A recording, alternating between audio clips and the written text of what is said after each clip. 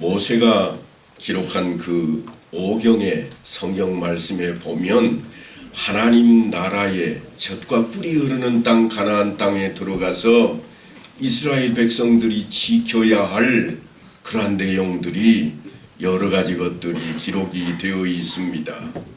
그런데 그 가운데 하나가 뭔가 하면 절기를 반드시 지키라 하는 것입니다. 그 절기가 중요한 절기가 세 가지인데요. 첫 번째로는 유월절이 있습니다.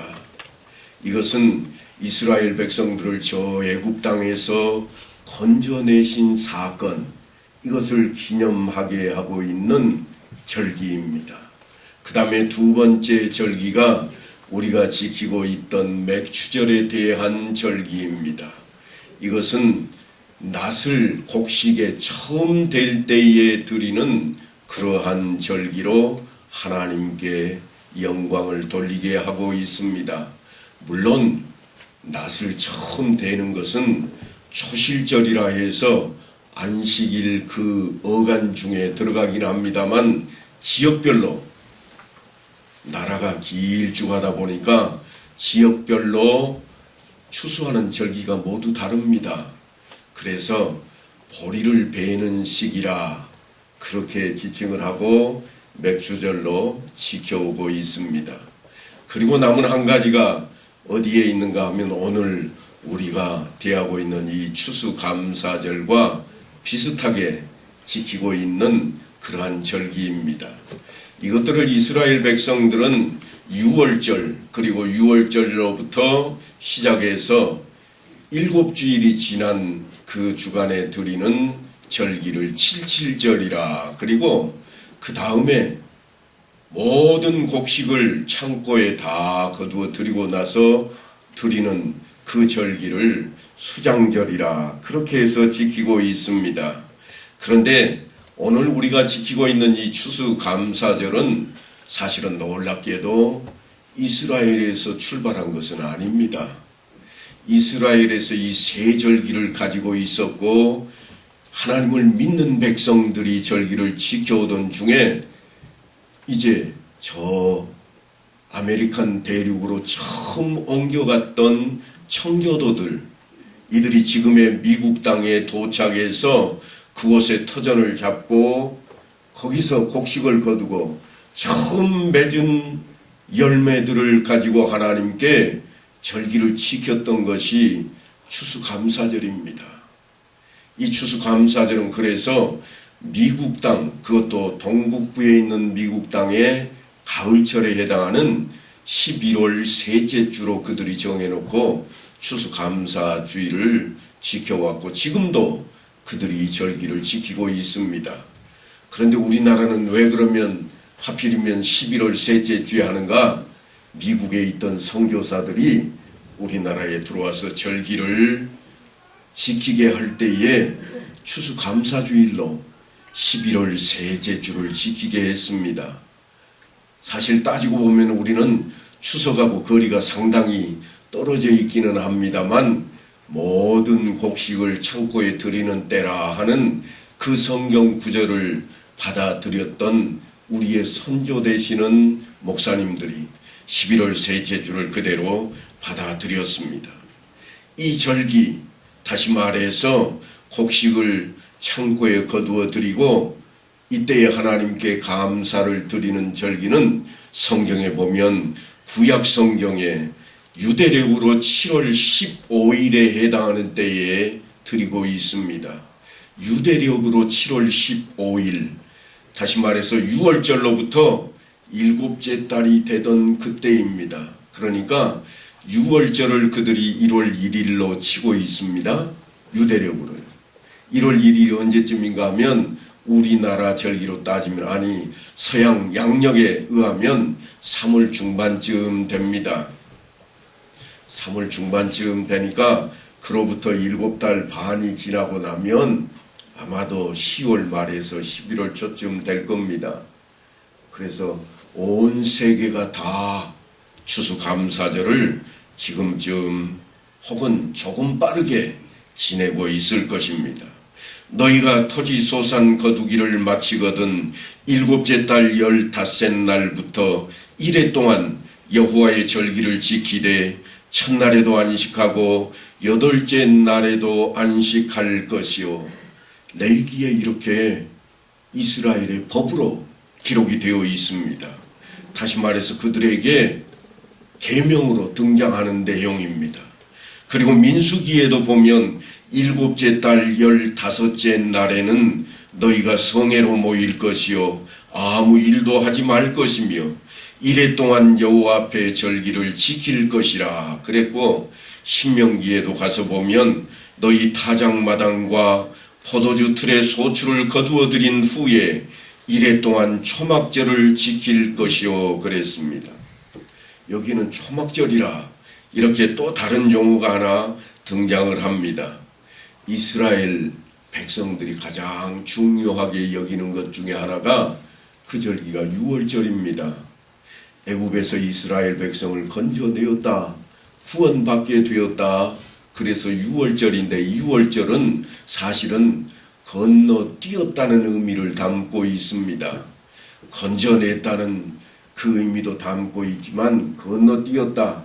무엇을 건너뛰었는가? 애굽 땅에 대재앙이 펼쳐졌습니다.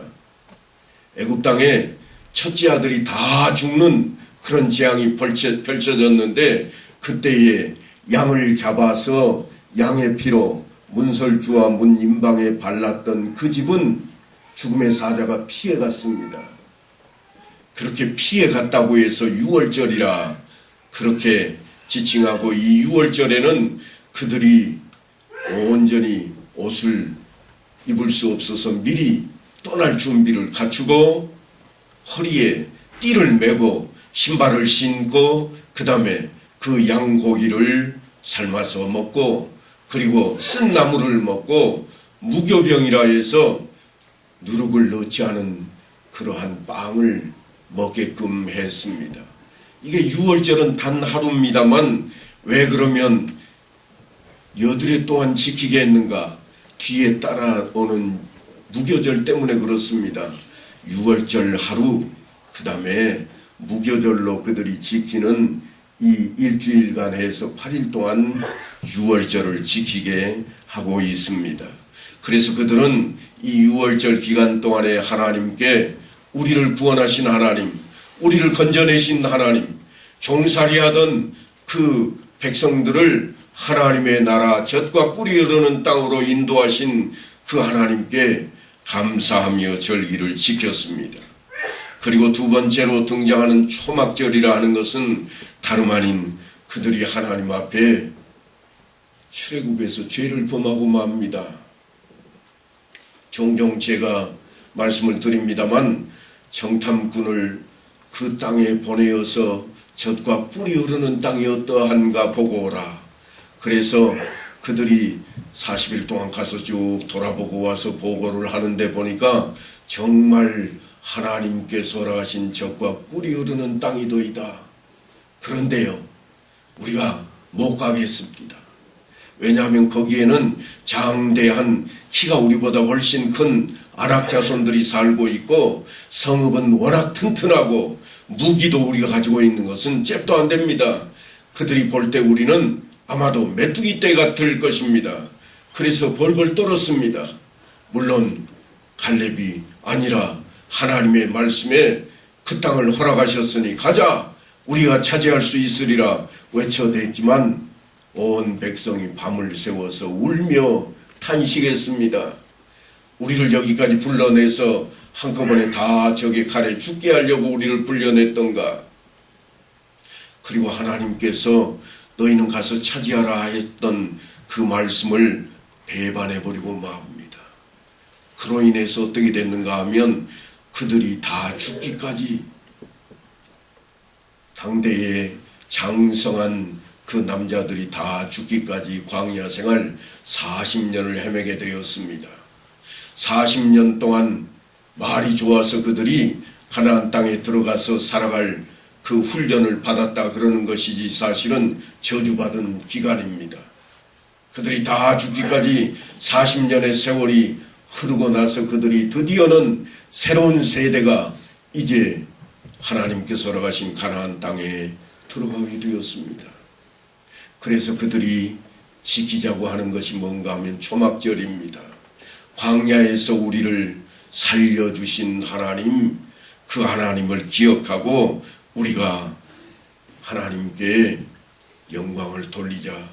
그래서 언제 지키는가 하면 우리가 추수감사주일로 지키고 있는 이때에 그들은 수장절로 지키기도 하지만 초막절로 지키고 있습니다.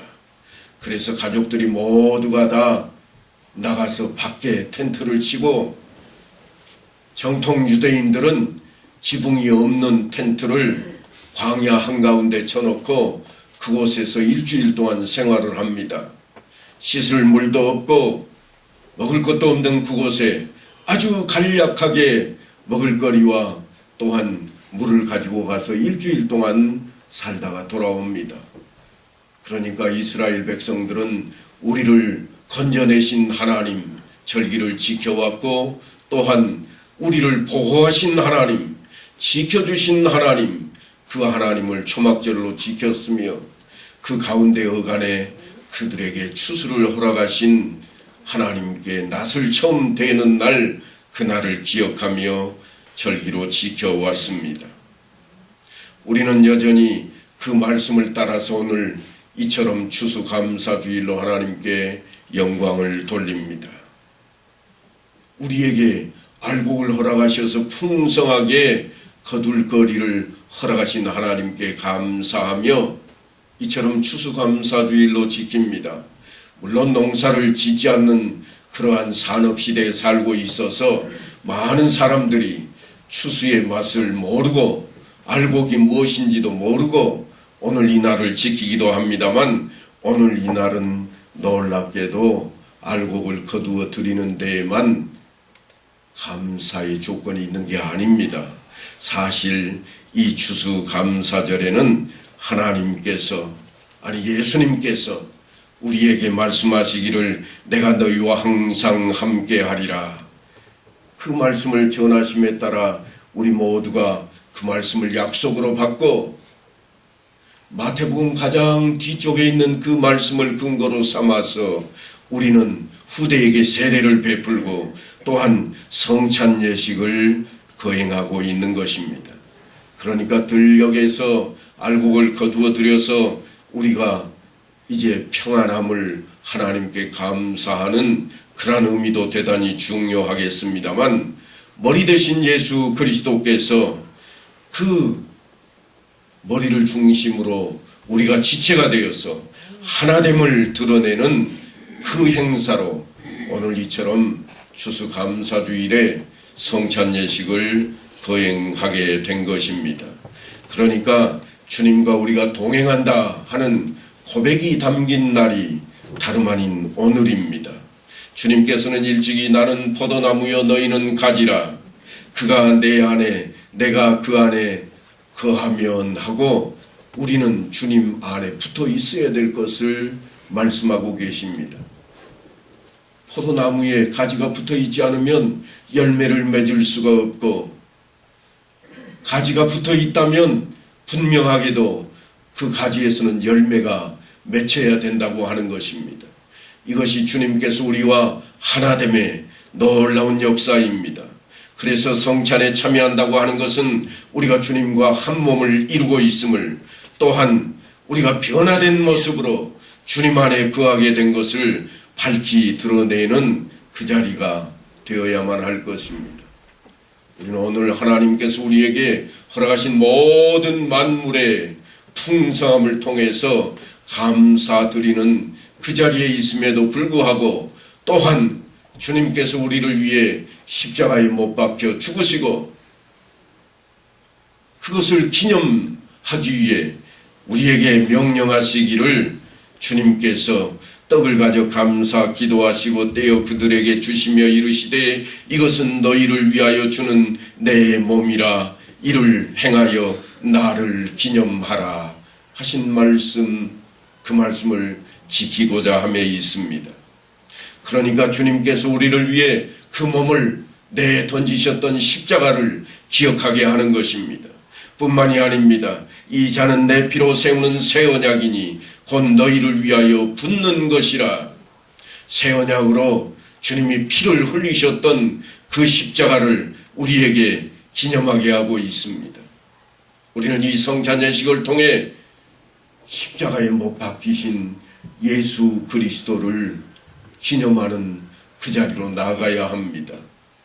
틀림없이 우리의 죄값을 대신하시기 위해서 저주의 자리로 가셨던 주님의 그 모습이지만, 주님께서 우리의 대속제물이 되시고 피 흘리시고 생명을 다하셔서 우리를 위해 십자가에 달리신 그 사건을 기억하고 그 자리에 우리가 하나가 됨으로 동참하는 자리에 있어야만 한다고 하는 것입니다.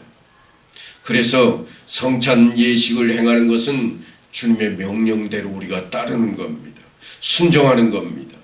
이 성찬을 바로 알고 바로 참여해서, 그래서 그 말씀으로 은혜를 받고 약속된 축복의 주인공의 자리에 우리 모두가 들어서야만 할 것입니다. 틀림없이 세례를 통해서 우리는 하나님의 자녀가 되었고, 또한 성찬을 통해서 주님과 하나됨을 확신하는 자리가 되어야만 할 것입니다. 그렇다면 왜 세례를 받은 이에게만 성찬 예식에 참여하는 그 권한을 부여하고 있는가? 그것은 다른 데 있지 않습니다. 주를 나의 구세주라 고백하고 그 고백 위에, 신앙 고백 위에 세례를 베풀게 했으니, 그 세례를 통해서 우리가 죄사함을 받고 하나님 앞에 그 면전에 설 수 있게 되는 자리가 다름 아닌 성찬의 자리가 되는 것입니다. 그럼에도 불구하고 사도 바울은 사람이 자기를 살피고 그 후에야 이 떡을 먹고 이 잔을 마실지라, 그렇게 자기의 죄와 허물을 살피고 회개하라고 우리에게 외치고 있습니다. 조그만 죄와 허물도 가볍게 생각하지 말라고 하는 것입니다.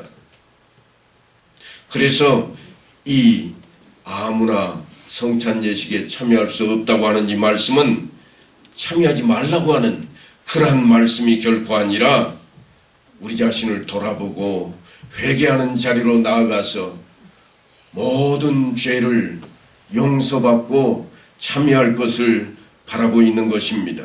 사람들은 누구나 남이 잘못하는 것은 쉽게 발견합니다. 자신의 잘못은 그렇지만 쉽게 발견하지 못합니다. 다른 사람의 얼굴이 험상궂은 것은 금방 알아챕니다. 안색이 좋지 않다고, 아니 무슨 화가 나 있냐고 그렇게 외칩니다만, 자기 얼굴에 미소가 없고 평안이 없는 것은 잘 깨닫지도 못합니다. 남의 얼굴이 평안치 못한 것은 알면서 자기 얼굴이 평안치 못해서 다른 사람들을 불편하게 만드는 것을 잘 모르는 게 우리 인생들입니다. 그래서 사도 바울은 자신을 살피라 그렇게 말씀하고 있습니다. 성찬은 틀림없이 구원의 기쁨을 알고 예수 그리스도의 피 흘리신 그 고난에 감사하는 자가 받는 그 자리입니다. 우리의 성찬 예식의 참여는 다른 데 있지를 않습니다. 그리스도와 하나됨에 있습니다. 나의 죄값을 대신하고 대속제물이 되셨던 그 하나님, 그 주님의 십자가에 우리가 한 몸이 되고 또한 한 자리, 한 공간에 있게 되는 것을 말하는 것입니다. 그러므로 마음에 거리낌이 있거든 우리의 거리낌을 다 내려놓고 하나님 앞에 용서를 구해서 회개함으로 이제 우리는 우리의 깨끗한 몸과 마음을 통해 이 성찬 예식에 참여해야만 할 것입니다.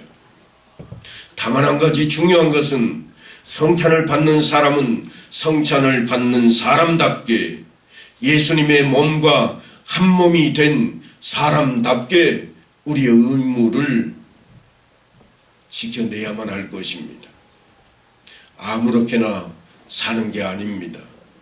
이 시간 우리가 성찬 예식에 함께 참여함으로써 우리는 그리스도와 한 몸 된 그 몸을 통해 온 세상에 그리스도인들이 한 마음과 한 뜻을 품고 복된 그 자리로, 삶의 자리로 나아가야만 할 것입니다.